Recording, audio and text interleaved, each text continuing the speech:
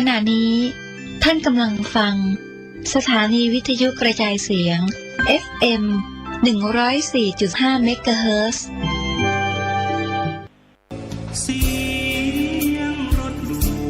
การฟังเทศรายการรถด่วนขบวนพิเศษฤดูการเข้าพรรษาประจำปีพุทธศักราช 2566 จัดโดยคณะสงฆ์จังหวัดเชียงใหม่สภานักธรรมจังหวัดเชียงใหม่พุทธสมาคมจังหวัดเชียงใหม่ยุวพุทธิกสมาคมจังหวัดเชียงใหม่สภาวัฒนธรรมอำเภอเมืองเชียงใหม่มูลนิธิพุทธสมาคมชมรมอนุรักษ์วัฒนธรรมประเพณีท้องถิ่นจังหวัดเชียงใหม่ชมรมลูกเสือชาวบ้านจังหวัดเชียงใหม่ทศปชอำเภอเมืองเชียงใหม่ดำเนินงานโดยคณะกรรมการบริหารงานกลุ่มหนุ่มสาวจังหวัดเชียงใหม่วันพฤหัสบดีที่ 24 สิงหาคมขึ้น 8 ค่ำเดือน 11 เหนือเดินทางไปยังวัดหนองบัวตำบลหนองตองอำเภอหางดงจังหวัดเชียงใหม่เวลา 19 นาฬิกาฟังพระธรรมเทศนาหนึ่งกันฟังเทศฟังธรรมในฤดูกาลเข้าพรรษาและออกพรรษาในการฟังเทศรายการรถด่วนขบวนพิเศษก็เชิญชวนคณะสงฆ์คณะศรัทธาสาธุชนทั้งหลายได้ร่วมเดินทางไปกับรถด่วนขบวนพิเศษทั้งหมดมี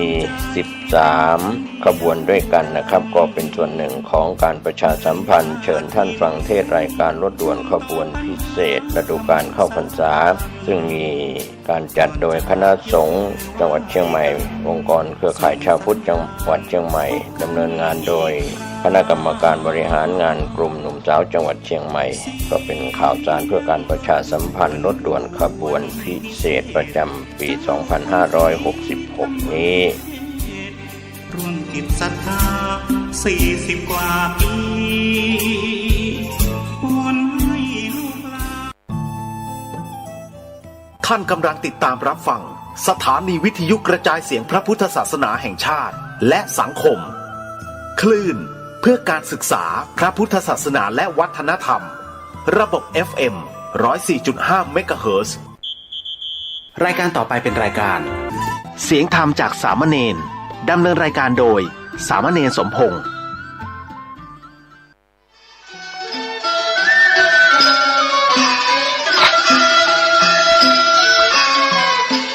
โลกนี้มีธรรมว่าจำที่เมื่อทำดีจะไม่ดีมีที่ไหนมีสุขบ้างทุกข์บ้างช่างปะไรเป็นวิสัยของมนุษย์ปุถุชนขอกราบไหว้สาธุบาอาจารย์ทุกท่านขอเจริญพรศรัทธาญาติโยมผู้ใฝ่ในศีลในธรรมทั้งหลายมาแล้วมาแหมแล้วรายการเสียงธรรมจากนินน้อยสังเรือจากวัดประเดชทั้งนี้โดยการนำของท่านพระครูโคสิทธิ์ปริยัติยาภรณ์เจ้าวัดประแดงเจ้าคณะตำบลสุเทพเขต 1เป็นประจำทุกวันพุธจาก 10 โมงจนถึง 11 โมงโดยประมาณดำเนินในการธรรมภาพสามเณรสมพงษ์จากวัดประแดงส่งเสียงมายังสถานีวิทยุ FM 104.5 ของวัดไฟหินซึ่งทางวัดไฟหินก็มีท่านพระครูสัมมุวิศวัตรวรกิจโจในสถานีและเจ้าอธิการเป็นในเมตตาธรรมภาพได้มีโอกาสฝึกมีโอกาสหัดในการนำเอาคำสอนองค์พระสัมมาสัมพุทธเจ้ามามาจากญาติโยมทั้งหลายได้ฟังกันเป็นประจำทุกวันพุธจาก 10 โมงจนถึง 11 โมงโดยประมาณมีข้อแม้ทางวัดไฟหินหรือว่าทางสถานีบ่มีการถ่ายทอดสดเขาเคยได้พบปะกันนี่ญาติโยมทั้งหลายบาอาจารย์เพิ่นได้สอนธรรมภาพตั้งแต่บวชภาคแรกเพิ่นบอกว่าอยู่วัดจะไปอยู่บ่ได้มันไหวพระสวดโยโกฮ้องแล้วก็นำธรรมคำสอนองค์พระสัมมาสัมพุทธเจ้ามามาจากญาติโยมฟังพร้อมอาตมาได้ทำตามที่ครูบาอาจารย์เพิ่นได้สอนได้สั่งไว้ตั้งแต่นั้นมาจนถึงวันนี้เพื่ออย่างญาติโยมทั้งหลายเพื่อเป็นการตอบแทนน้ำจิตน้ำใจที่ศรัทธาญาติโยมได้ส่งเข้าป่าอาหารให้มันมีที่อยู่ที่อาศัยมีอาหารกันกินทุกเมื่อเช้าวันนี้บ่มีอย่างที่จะตอบแทนน้ำจิตน้ำใจญาติโยมนอกจากธรรมะถึงวันนี้ญาติโยมทั้งหลาย 4 โมงมาแดงอาตมาจะเอาเทปที่บันทึกไว้ส่งไปให้ญาติโยมฟัง ตั้งแต่4 โมงจนถึง2 ทุ่มบอกว่าจะเป็นเพื่อนกันในเฟซบุ๊กกะในไลน์กะเมสเซนเจอร์กะส่งถึงวันแล้วใน YouTube เนี่ยสำคัญYouTube หันพิมพ์เข้าไปว่าเน้นน้อยสั่งเหลือเขาก็ได้ปะกันแล้ว4 ชั่วโมงด้วยกัน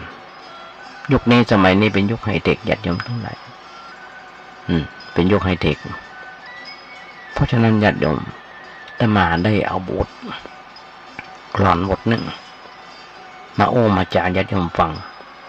ว่าถ้าโลกนี้มีธรรมประจำที่เมื่อทำดีจะไม่ดีมีที่ไหนมีสุขบ้างทุกข์บ้างช่างปลอดภัยเป็นวิสัยของมนุษย์ปุถุชนอาตมาได้ขยายใจความให้ญาติโยมฟังได้มาก็หลายปีที่ดังญาติโยมทั้งหลายธรรมะไม่กลับมาโลกาจะวินาศมันจะวินาศสันตโลอย่างใดญาติโยมทุกเมื่อเช้าวันเอาหันได้แต่ละสถานีโทรทัศน์ช่องข่าวมีคนฆ่าแก่งกันถึงวันมาต่ำกว่า10 ศพ20 ศพมันก็เกิดญาติโยมทั้งหลายมันเป็นเพราะอย่างเป็นเพราะความโลภความโกรธความหลงที่ใดก็จังย่ำที่มีความขัดแย้งขุ่นเคืองเพิ่นบอกว่าชนใดไร้โลภโกรธหลงชนใดไร้โลภโกรธหลงชนนั้นย่อมปราศจากความขุ่นเคืองเหมือนกันต้นไม้มันมีหน่วยคนที่มีต้นไม้มันมีผลคนมีผลประโยชน์ย่อมเป็นที่หมายปองต้นไม้ไร้ผลคนมันมีผลประโยชน์ย่อมอยู่สงบร่มเย็นญาติโยมทั้งหลายหันได้อยู่หลายอันหลายอย่างทุกเมื่อเช้าวันเพิ่นบอกว่าบัดเดี๋ยวนี้พุทธบริษัทของเราเกิดความขัดแย้งขึ้นมาหนักหนาปะปานพุทธบริษัทญาติโยมทั้งหลายบ่ค่อยเข้าใจขัดใจในเรื่องในวัตถุขัดใจในเรื่องวัตถุเลยแบบเข้าใจเลยได้เข้าใจไปนับถือในรูปขลังรูปศักดิ์สิทธิ์ต่างๆนั่นนะบัดนี้ครูแก้วเข้ามาแล้วครูกายแก้วเข้ามาแล้วแต่ก่อนนี้มีจตุคามรามเทพแปลงกันจนวัดแผ่นดินสุดญาติโยมทั้งหลายรูปศักดิ์สิทธิ์ต่างๆนั้นนะถึงแม้ว่าจะนับถือกันแล้วทุกเขาสบายใจแต่เป็นความสบายใจเพียงชั่วครั้งชั่วคราวมาเป็นความสบายใจที่เด็ดที่ขาดตัวที่ใจเด็ดที่ขาดตัวตายตัวซึ่งจะมาเปรียบเทียบมันเหมือนกับเอาธรรมะมาใจแก้ปัญหาแต่ว่า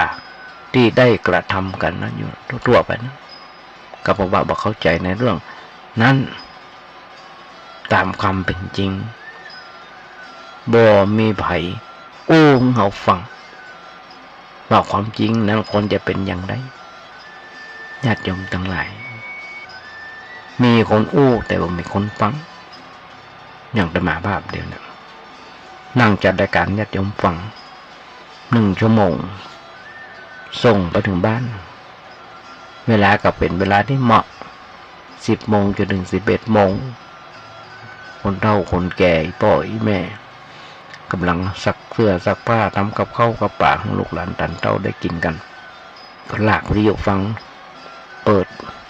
โทรศัพท์ฟังก็ได้FM 104.5ของวัดไผ่หินในน้อยสังเหลือก็เปิดฟังได้ละยุคนี้เป็นยุคดิจิตอลจะฟังหลวงพ่ออย่างที่ไหนก็ได้เปิดฟังไปแต่บ่ค่อยเปิดมันการเสียงดนตรี เป็นการละครวันนั้นมีโยมเพิ่นไปวัดปิกมาเพิ่นบอกว่ากำลังได้อ่านลายหลวงปู่กำลังได้อ่านลายอาจารย์กล้าไปวัดมาก็คงประมาณสักทุ่มหรือบ่ายกว่าบอกไปวัดมาฟังธรรมเรื่องอะไรอย่างเพิ่นบอกว่าเรื่องปัจจารานางปัจจาราอันนี้แสดงว่าไปฟังแต่ญาติโยมทั้งหลายเฮาเชื่อและทำกันทำตัวกันมาว่าทำตัวเปิ้นว่าเปิ้นบ้าอย่างใดเปิ้นบ้าอย่างอันเปิ้นบ้าอย่างเองเฮาฮับมาตั้งแต่เป็นละอ่อนนับถือพุทธศาสนาพุทธรูปองค์นั้นศักดิ์สิทธิ์องค์นั้นศักดิ์สิทธิ์ในรูปต่างๆให้มาพอเล่าลือกันอภินิหารแปลกๆซึ่งคนโบราณเพิ่นมีความเข้าใจอย่างนั้นคนโบราณเพิ่นมีความเข้าใจไฟไหม้วิหารไฟไหม้โบสถ์พระพุทธเจ้าลุกโลมมาได้เนาะมันลุกโลมมาได้ทำไมลุกโลมมาได้เนาะทำไมพิเศษบางทีไหม้ไปถึงหมดละลายไปถึงหมดเล่าลือกันในอภินิหารแปลกๆซึ่งคนในโบราณเพิ่นมีความเข้าใจอย่างนั้นแล้วก็ดื้อตัวกันมาบ่ได้เข้าถึงพระพุทธเจ้าที่เป็นเนื้อแต่ไปถึงสิ่งที่เป็นวัตถุจนมีคำโอ้ในสมัยนี้ว่าวัตถุมงคลนั้นบ่มีมงคลบ่มีในมงคล38ของพระพุทธเจ้าบ่มีสิ่งอย่างที่เป็นวัตถุว่าเป็นมงคลมีแต่เรื่องการบ่ปฏิบัติธรรมด้วยปฏิบัติธรรมด้วยที่เป็นอัปมงคลนะเพราะฉะนั้นและมีเรื่องการปฏิบัติตามหลักธรรมด้วยที่เชื่อว่าเป็นมงคลอย่างญาติโยมไปวัดไปว่าไปฟังนะอาบน้ำฟังธรรมนั่นเป็นอย่างนึงมงคลอย่างนึงพระเจ้าเปิดเอาธรรมเทศน์ให้ฟังเรื่องนั้นเรื่องนี้ในพรรษาต่างๆถ้าคือตามหลักธรรมอันนั้นได้ชื่อว่าเป็นมงคลบ่มีสิ่งวัตถุอันใดที่เป็นมงคลตามหลักพุทธศาสนาเช่นเราจะถือว่าใบไม้นั้นเป็นมงคลหญ้านี่เป็นมงคลหรือว่าอันอย่างที่เป็นมงคลตามที่เขาเข้าใจกันอยู่เป็นมงคลอันนั้นไม่เป็นมงคลภายนอกพุทธศาสนาไม่ใช่มงคลตามหลักคำสอนของพุทธศาสนาแถมบนในทางพุทธศาสนาด้วยมงคลในพุทธศาสนานั้นมีความหมายว่าเหตุอันเกิดความสุขความเจริญในชีวิต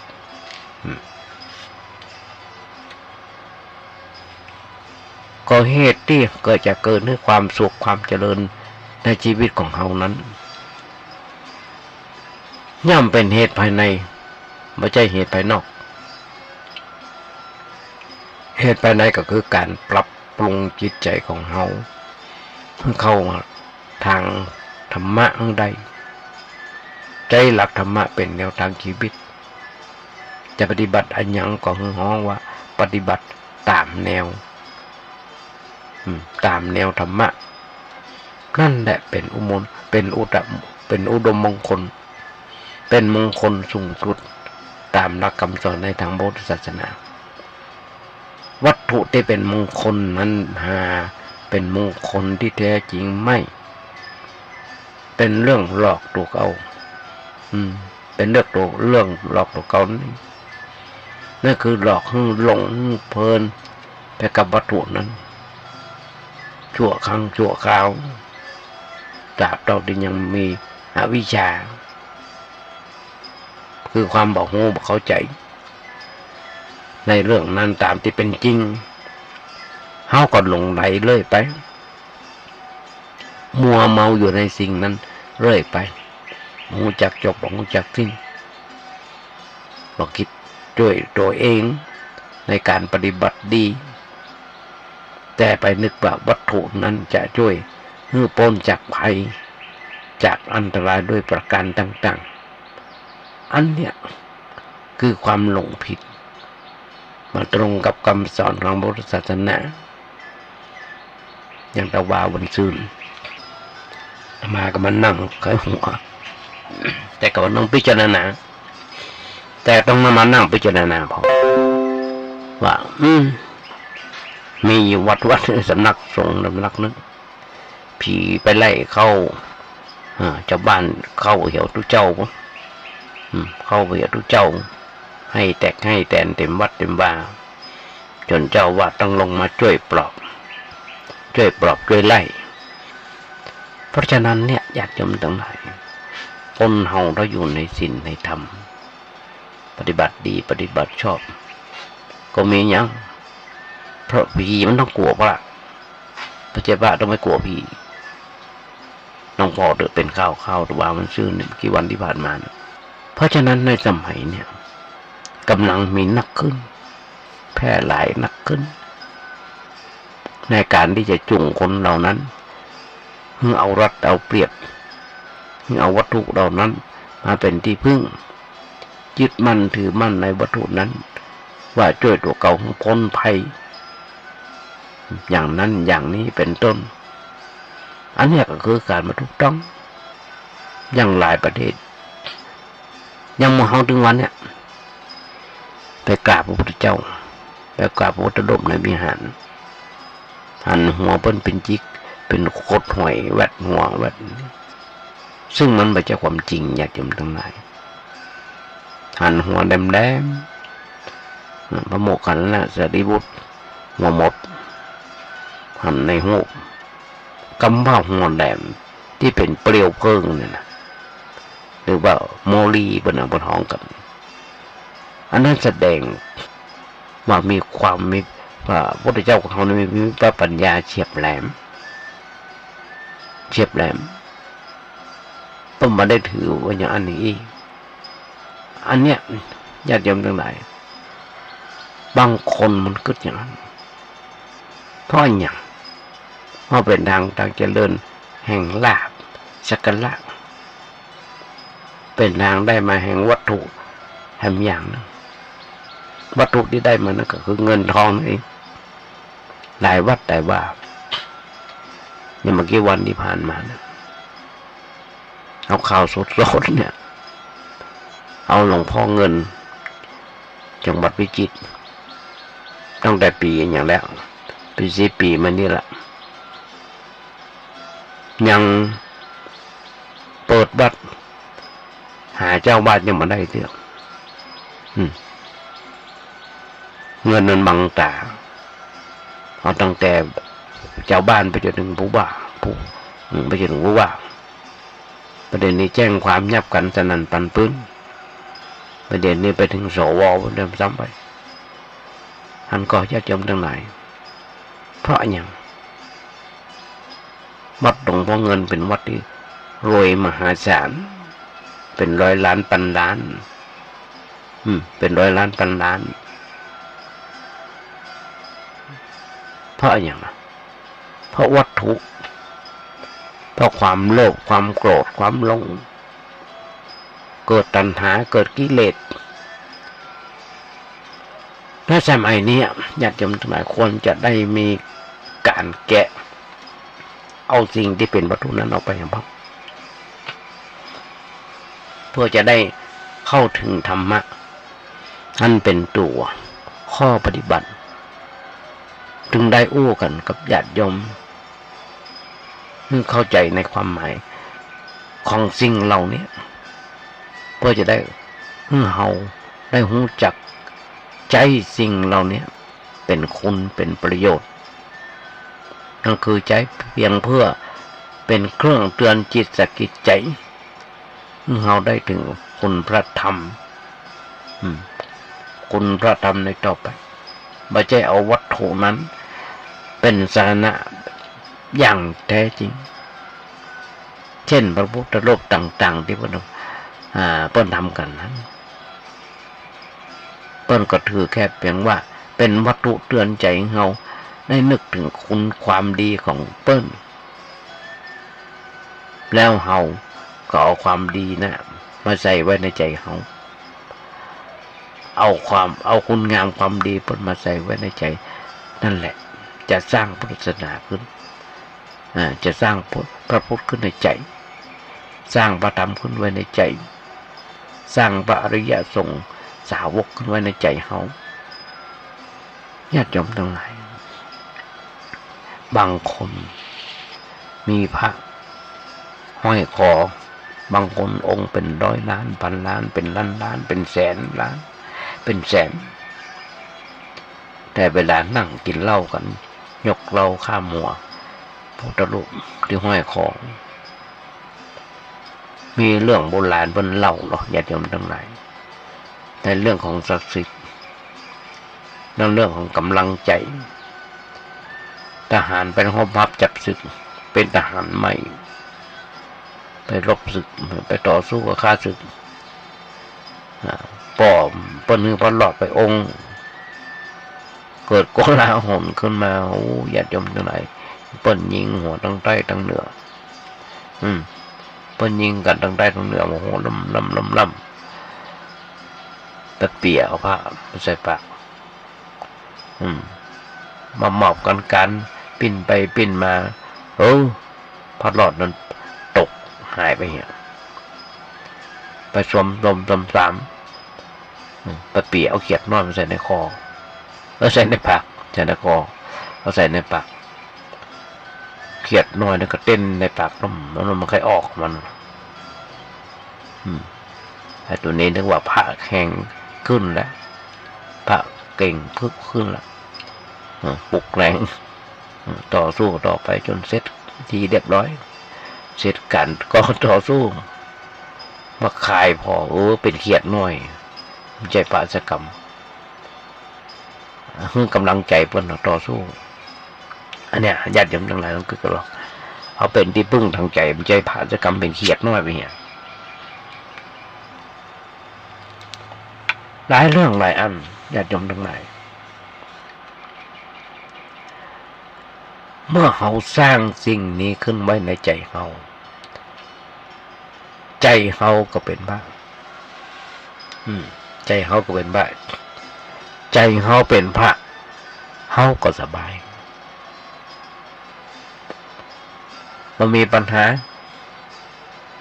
มีความทุกข์บ่มีปัญหาคือความทุกข์ความเดือดร้อนอันเกิดขึ้นจากความหลงผิดเข้าไปเข้าใจผิดด้วยประการต่างๆและเขาบัดจะบ่าทุกข์ภัยชักจูงไปในทางเสื่อมทางเสียหรือจะหลอกจะต้มเขาด้วย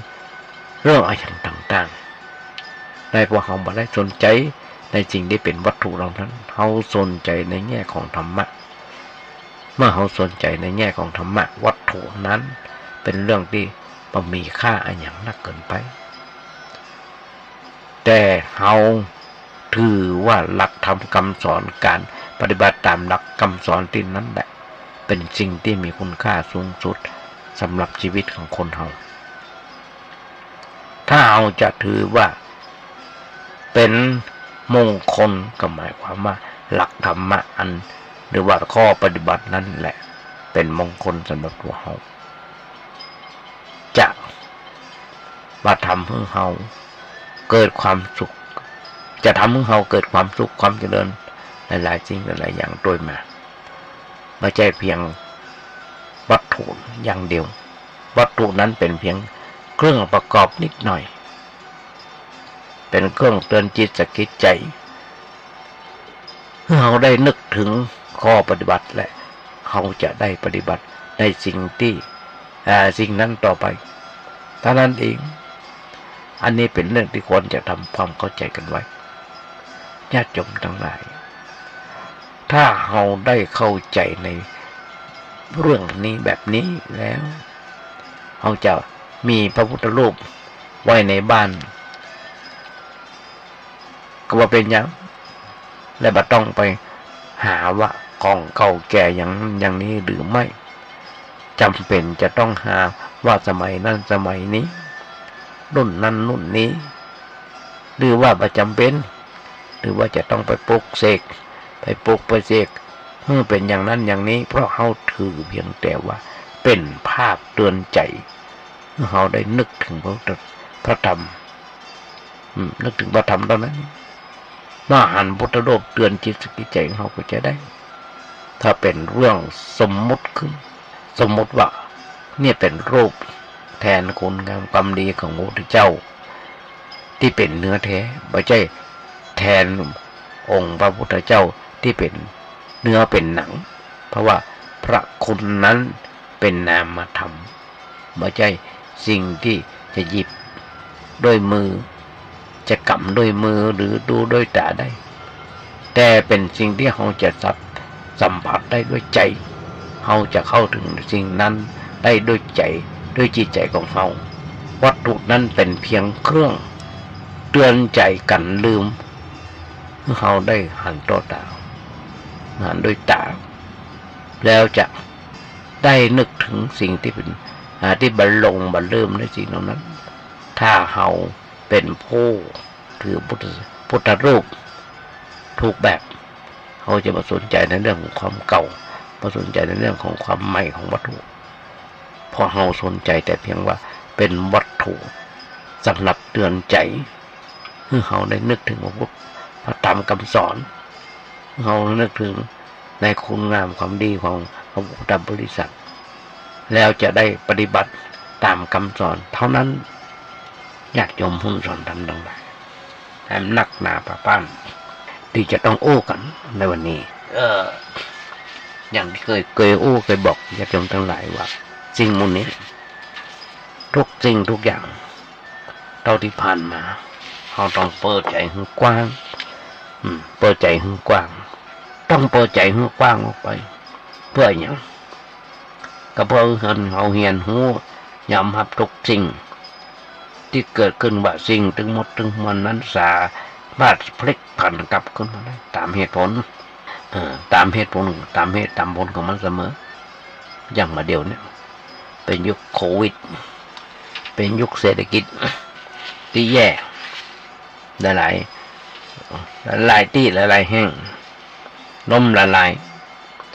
สามารถพลิกผันเกิดขึ้นมาตามเหตุตามผลของมันบางทีธุรกิจล้มละลายหรือว่าสิ่งอื่นๆเกิดการล้มเหลวได้มันอาจเกิดขึ้นได้กับทุกๆคนเพราะสิ่งต่างๆล้วนแต่ถูกห้อยไว้กับความบัดเที่ยงแท้แน่นอนอันยังบางทีมันก็จะเดินขึ้นบางทีมันก็ถอยลงเสื่อมลงมันเป็นของมันอยู่อย่างนี้เพราะมันเป็นของมันอยู่เป็นของอยู่ของที่มีอยู่คู่กับโลกมาเมินแล้วทุกชีวิตที่เกิดมาในโลกนี้ล้วนแต่ต้องเผชิญหน้าพบปะกับมันทั้งนั้นถึงแม้ว่าอาจจะมีในลักษณะที่แตกต่างกันไปพ้องก็ตามในเรื่องธุรกิจการงานหรือว่ายศตำแหน่งเจริญขึ้นหรือเสื่อมลงนั้นมันก็ไม่ได้เกิดขึ้นจากอำนาจของเทวดาหรือว่าฟ้าดินที่ไหนมันเป็นกฎธรรมดาที่มีอยู่ในโลกนี้เพราะฉะนั้นขออย่าคิดเป็นทุกข์ต่ออันตั้งอยู่ทุกข์ต่ออันดับไปแต่กับเรื่องราวเหล่านั้นไปแต่ของรู้จักเป็นอย่างนี้คือมีความเที่ยงแท้แน่นอนเลยสักอย่างญาติโยมทั้งหลายน้องก็เกิด ทุกเมื่อเจ้าวันนี้บ้านเมืองของเฮาเดือดร้อนฮ้อนไหมขนาดไหนลูกหลานตันเต้าของเฮามีการฆ่าลันฟันแตงกันทุกวันเอาตั้งแต่ละอ่อน13-14ตีลันฟันแตงกันเดือดร้อนฮ้อนไหมกันยันทุกเมื่อเช้าวันเป็นเพราะอย่างเป็นเพราะรูปแบบพ่อแบบแม่แบบบ่ค่อยอยู่ในศีลในธรรมก็เลยสร้างความเดือดร้อนนั่นก็ญาติโยมทั้งหลายบางคนโอ้แล้วหันแล้วท้อแท้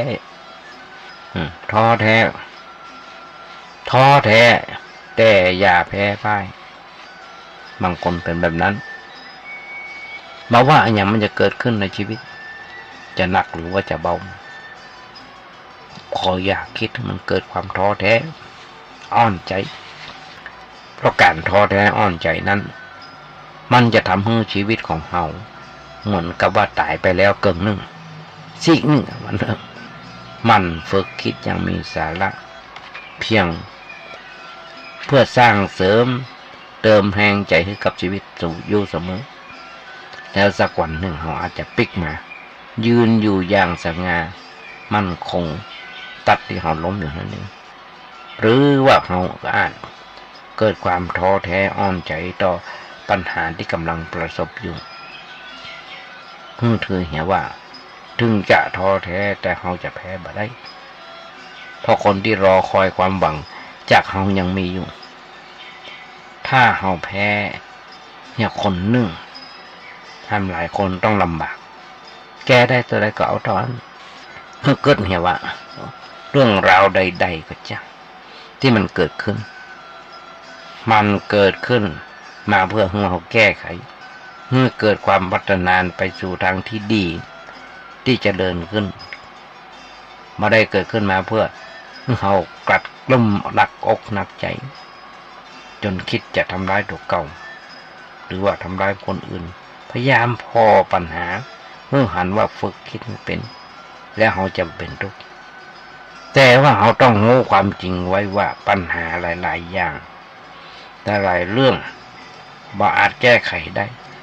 มันก็มีมันใจบ่มีเพร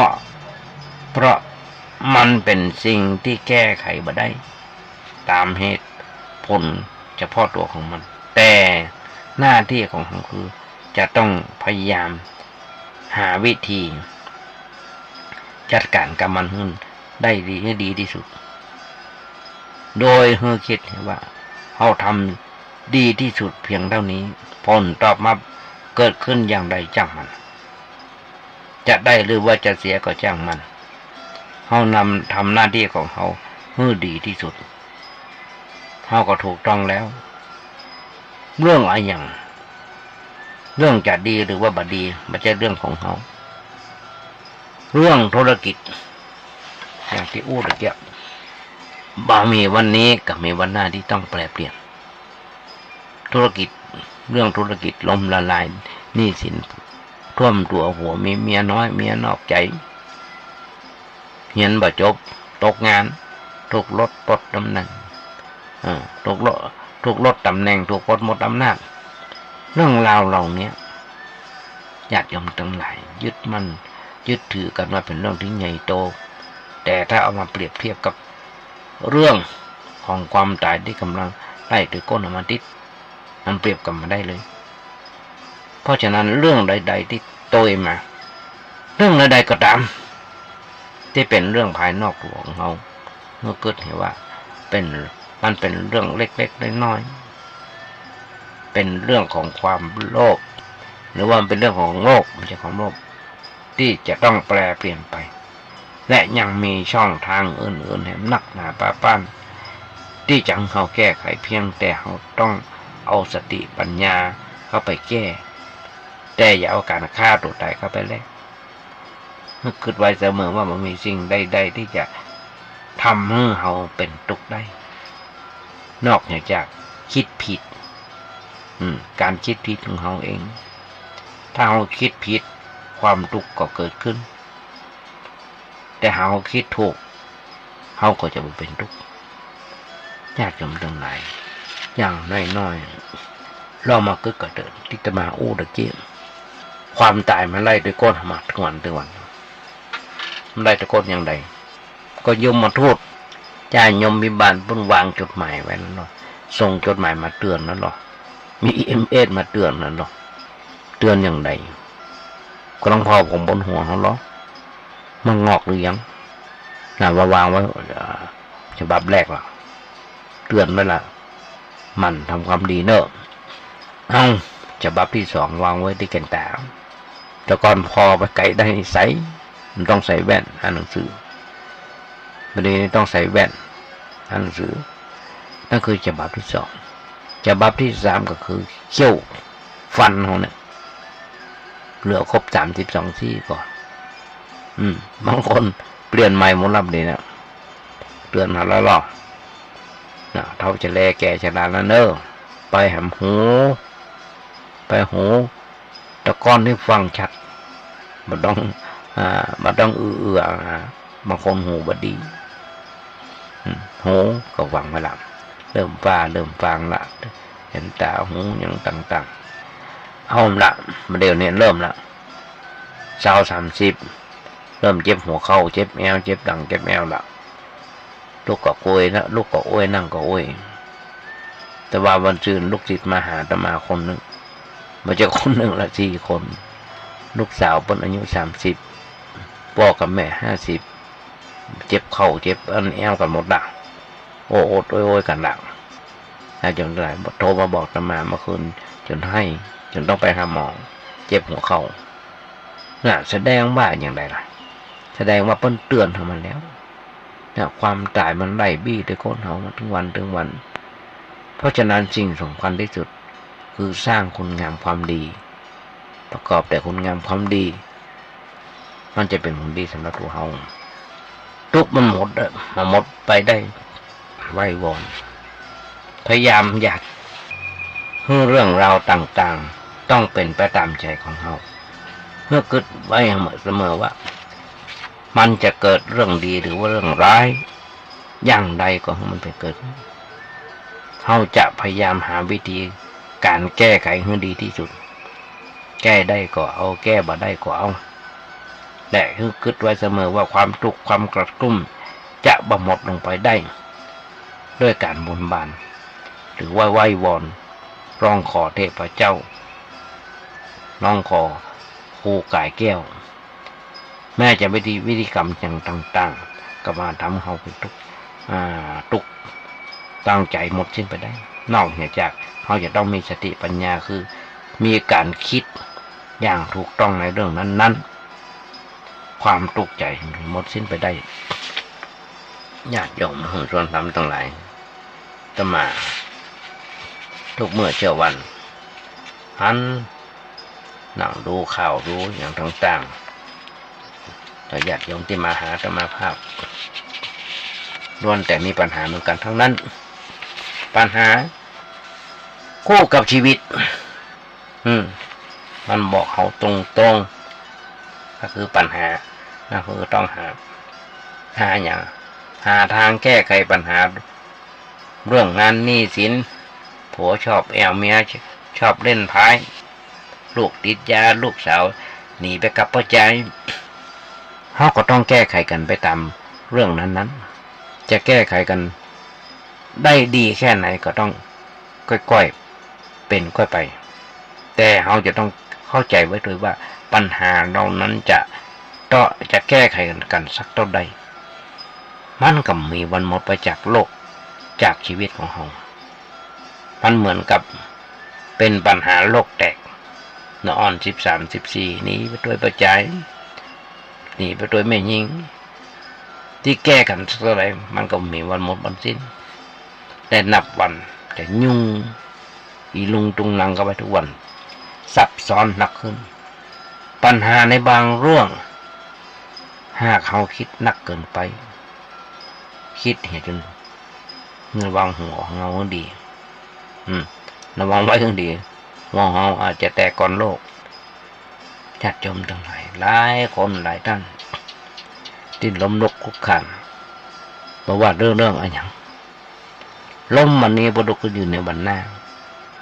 หลายๆคนเมื่อต้องประสบกับปัญหาชีวิตไม่ว่าจะด้วยเรื่องใดๆก็ตามจนถึงขั้นต้องทำให้เราต้องล้มทั้งยืนย่างมาเป็นท่าแต่เฮาอย่านอนอย่ายอมพ่ายแพ้ต่อมันเพิ่งเกิดเห็นว่าเฮาล้มละลายวันนี้แต่ล้มเพื่อเฮาเพื่อการมักยกและพร้อมที่จะลุกขึ้นยืนต่อสู้อย่างเคร่งอย่างแข็งแกร่งในวันต่อไปเฮาล้มได้แต่อย่านอนอย่าสิ้นหวัง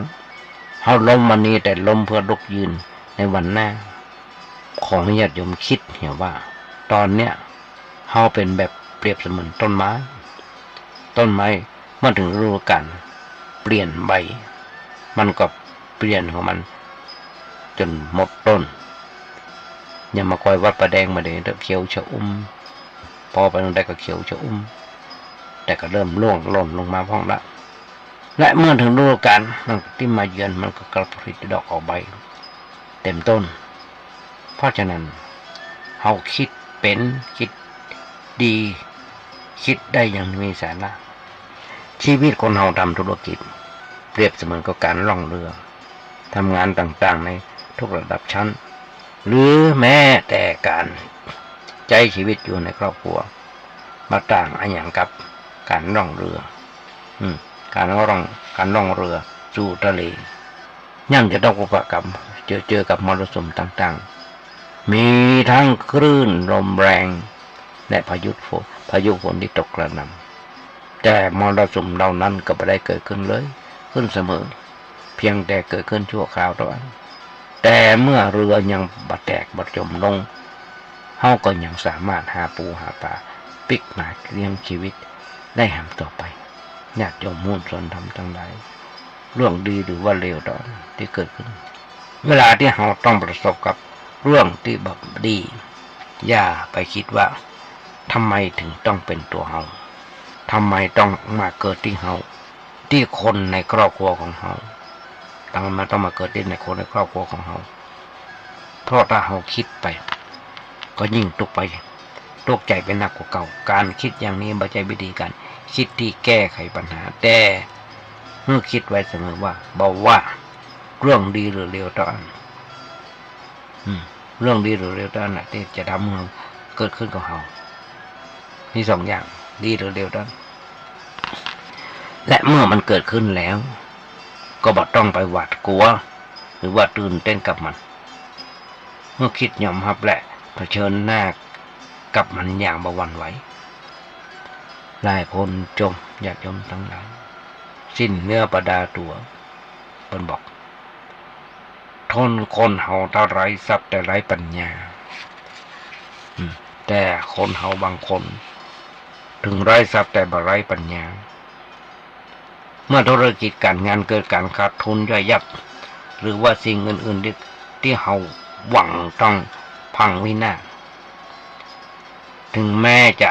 มีอันอย่างเหลืออยู่เลยก็ตามแต่มันคิดว่าสิ่งเหล่านี้มันสำคัญอย่างนักเพราะมันเป็นสิ่งที่เราจะต้องเพราะมันเป็นสิ่งที่มันจะต้องแปรเปลี่ยนไปตามเหตุปัจจัยเสมอทั้งเฮาและคนอื่นๆจะต้องพบเจอกับความแน่นอนเหมือนกันทั้งนั้นญาติโยมก็ลองเกิดกับว่าดิแต่มาโอ้เดี๋ยวมันเป็นแตกมันเป็นแตกจะแต้ประแทกก็จังส่วนการประคับประคองชีวิตคงอยู่เพื่อสร้างความดีนี่ก็สำคัญยิ่งกว่าเพราะความดีเป็นเครื่องหมายที่แสดงให้เห็นว่าเขาเป็นคนเป็นมนุษย์พอเกิดมาเมื่อเสียทีที่เกิดไม่ใช่เป็นมนุษย์เพียงแค่ว่าทำธุรกิจล้มหรือว่าสมหวังแต่เป็นมนุษย์ได้เพราะทำความดีเอาทุกวันนี้จัดอยู่ทำความดีเพื่อเปิ้นสรรเสริญกับว่าอยู่เปิ้นแจ้งมีบ่น้อยญาติโยมทั้งหลายที่ทำแบบนี้และมีบ่น้อยที่ทำแบบนี้คนเฮามีอำนาจวาสนามีบารมีได้เป็นเจ้าเป็นนายเป็นเจ้าเป็นนายเป็นเจ้าคนในคนก็ใจอำนาจบัดใหญ่บ่ถูกบ่ต้อง น้ำหนักบาใจบาถูกบาต้องบานึกถึงจริยธรรมบานึกถึงคุณธรรมผลที่สุดแล้วตัวเก่าเองจะต้องถูกประนามสาปแช่งเขาอยู่ตายไปแล้วเฮือเปิ้นสรรเสริญเยินยอนึกถึงบุญคุณเพราะว่าถูกไปตายไปแล้วเฮือเปิ้นสาปแช่งจะเอาอย่างไรญาติโยมเลือกเอาได้สุดท้ายญาติโยมทั้งหลายทุกคนต้องสูญถึงแม้เขาจะเหลือเพียงแค่ชีวิตล้วนๆที่ไร้ทรัพย์แต่เมื่อสติปัญญายังมีเขาก็ยังมีโอกาสลุกขึ้นสู้เพื่อห้องเอาสิ่งที่สูญเสียไปกลับไปคืนมาใหม่เพียงแต่เขาต้องตอบอดทนและต้องอดทนนั้นได้เมื่อเวลากับการสูญเสียได้มีโอกาสคลี่คลายตัวของมันเองสักระยะหนึ่งแล้วเมื่อนั้นก็เริ่มก้าวเดินใหม่แต่บอกว่าถ้าหากว่าเขาถอดใจท้อแท้สิ้นหวังอันนั้นย่อมหมายถึงแพ้แล้วคือแพ้ทั้งที่ยังบัดดันได้ออกก้าวเดินสุดท้ายต้องสูญเสียการเส้นสวงเนื้อบนบานสารกล่าวสิ่งศักดิ์สิทธิ์เพื่อให้ได้ตามที่เขาต้องการนั้นมันก็ขึ้นอยู่กับกฎของความบัดเที่ยงแท้เหมือนกันบางครั้งก็ได้บางครั้งก็ไม่ได้และที่เขาได้มานั้นเป็นเพราะมันมีเหตุที่จะทำเขาได้มาในสิ่งนั้นอยู่แล้วเขาถึงได้มาไม่ใช่เพราะว่ามันได้มาโดยสิ่งอื่นมาช่วยเขาได้มาถ้าเป็นอย่างนั้นไม่ใช่อย่างนั้นเมื่อคิดไว้เสมอว่าแม่เขาจะมาได้อันหยังเขาแม่แต่เขาจะมาได้อันหยังเลยตามที่ต้องการแล้วแต่สิ่งนั้นจะบ่อยู่กับเขาอย่างถาวรต่อไปตลอดไปหรอกเพราะวันหนึ่งมันจะต้องสูญเสียไปจากเขาเพราะฉะนั้นเขาบอกควรปรารถนาหรือว่าเส้นสวงอ้อนวอนเพื่อจะให้มันได้เพื่อมันจะเป็นอะไรอย่างหนึ่งเมื่อเกิดเพียงว่าเขาจะกระทำมันเพื่อดีที่สุดต้องการอันยังก็หัวใจสติปัญญาพอว่าทำอย่างใดถึงจะได้สิ่งนั้นมาด้วยความบริสุทธิ์และถูกต้องที่สุดแล้วก็ทดลองทำไปตามนั้นถ้ามีเหตุที่จะได้มันก็ได้ของมันเองแต่ถ้าบ่ได้ก็ให้มันแล้วไปอย่าเข้าไปเป็นทุกข์กับมันญาติโยมถ้าเฮาฝึกคิดอย่างนี้เฮาก็มีสิทธิ์ที่จะได้อันยังเหมือนเดิมและที่ดีไปกว่านั้นก็คือถึงเฮาจะบ่ได้ในสิ่งนั้นเฮาก็จะบ่เป็นทุกข์หรือมันได้มาแล้วและมันเกิดสูญเสียไป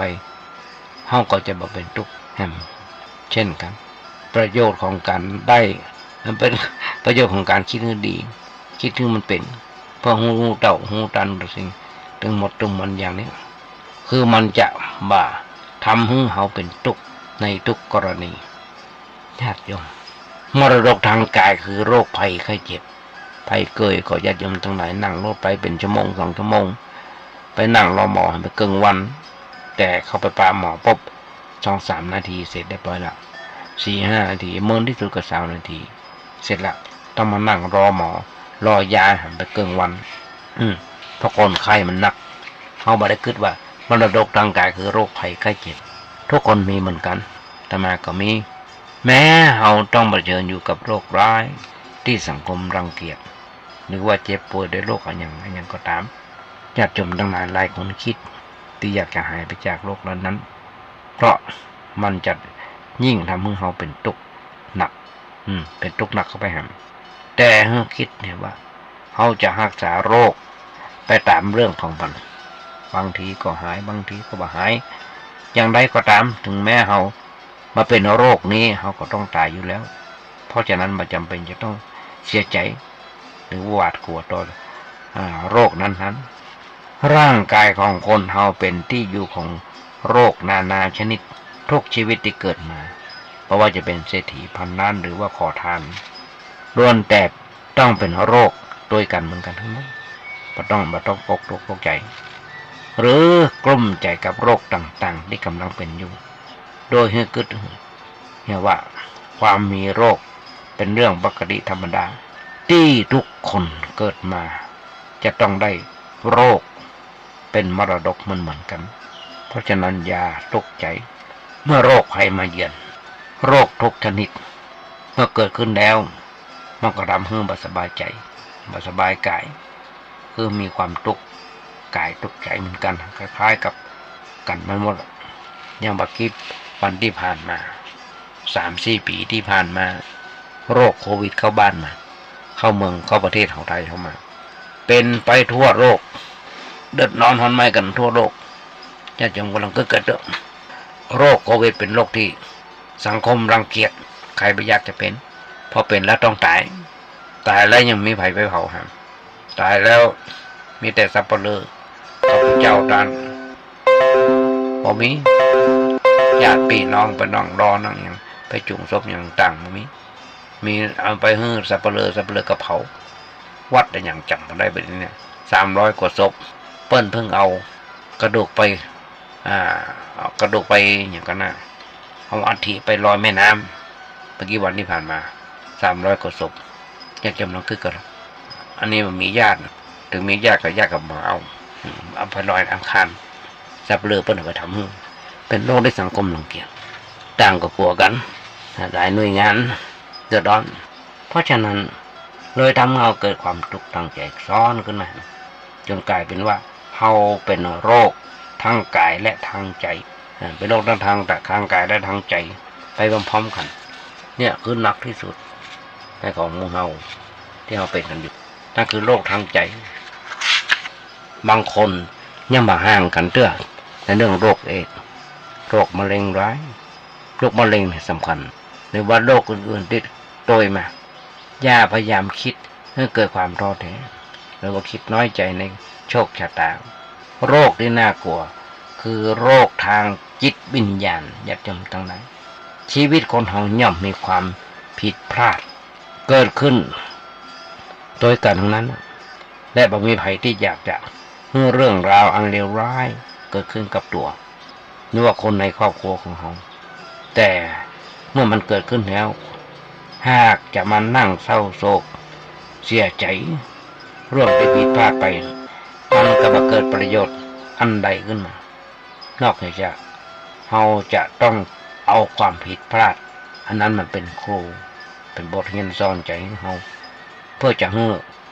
ะได้เพิ่มความระมัดระวังกับเรานักขึ้นไปเพราะฉะนั้นหากพิจารณาพอดูจะหันในว่าสังคมเปิ้นไม่ได้คิดรังเกียจสังคมที่เปิ้นไม่ได้คิดรังเกียจผู้ที่กำลังประสบเคราะห์กรรมของการเป็นโรคเอดส์หรือว่าโรคร้ายอื่นๆหรอกเพราะเปิ้นรู้ว่าคนเหล่านั้นเป็นเพียงโรคทางกายซึ่งมันน่ารังเกียจเท่ากับโรคหิวโหยทางจิตวิญญาณเพราะโรคหิวโหยเนี่ยเป็นภัยต่อใหญ่หลวงต่อชีวิตเพื่อนมนุษย์ด้วยกันหลอกลวงต้มตุนแย่งชิงปล้นฆ่าคอร์รัปชันกดขี่ข่มเหงผู้ต่ำต้อยกว่าก็หันได้กันอยู่ทุกเมื่อเช้าวันญาติโยมทั้งหลายอย่างแก๊งคอเซ็นเตอร์เมื่อกี้วันที่ผ่านมาตมาดูทีวีรายการข่าวช่อง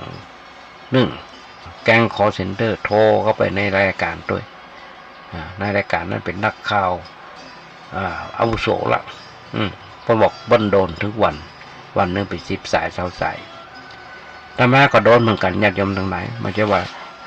มีแต่ญาติโยมโดนแต่เขาบ่รับโทรศัพท์มูนั้นเพราะฉะนั้นญาติโยมทั้งหลายนี่แหละเป็นโรคทางจิตวิญญาณผู้คนในสังคมส่วนใหญ่ก็อยากขยงจนอยากทุกคนสาบแช่งมือโหดมือเกิดหรือว่าอยากจะแยกโลกไว้หมดแล้วไปเป็นแบบนั้นจริงๆญาติโยมทั้งหลาย